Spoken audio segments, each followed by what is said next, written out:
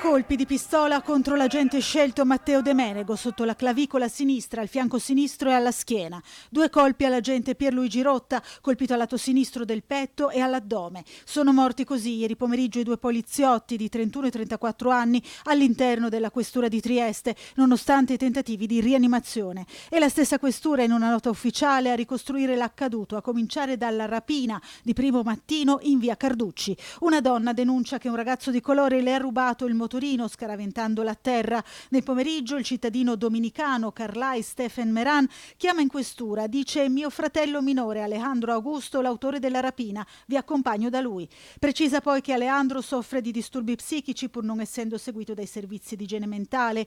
2 volanti e una pattuglia della mobile si recano a casa del giovane con personale del 118. Alejandro è a casa, appare collaborativo e pacato, viene accompagnato in questura col fratello. Negli uffici l'autore della rapina chiede di andare in bagno e riesce a sottrarre la pistola d'ordinanza in dotazione all'agente Rotta, colpendolo con 2 spari. Sentito il frastuono, De Menego accorre per verificare cosa stia accadendo, venendo a sua volta colpito 3 volte. Scoppia il caos. Il fratello maggiore prima si barrica nell'ufficio prevenzione generale, sbarrando la porta con una scrivania. Poi fugge nei sotterranei della questura, dove viene bloccato dagli agenti. L'omicida tenta di uscire dalla questura sparando ancora anche contro il corpo di guardia che risponde al fuoco. Viene colpito alla mano sinistra un altro poliziotto sottoposto nella notte a intervento chirurgico all'ospedale di Cattinara. Una volta fuori il fuggitivo cerca prima di entrare in una volante parcheggiata e poi, notando l'auto della squadra mobile, apre il fuoco verso il mezzo e il personale, colpendo la portiera lato passeggero appena aperta.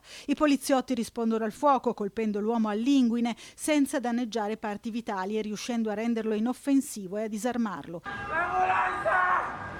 Sta morendo! L'omicida si trova ora in stato di fermo all'ospedale.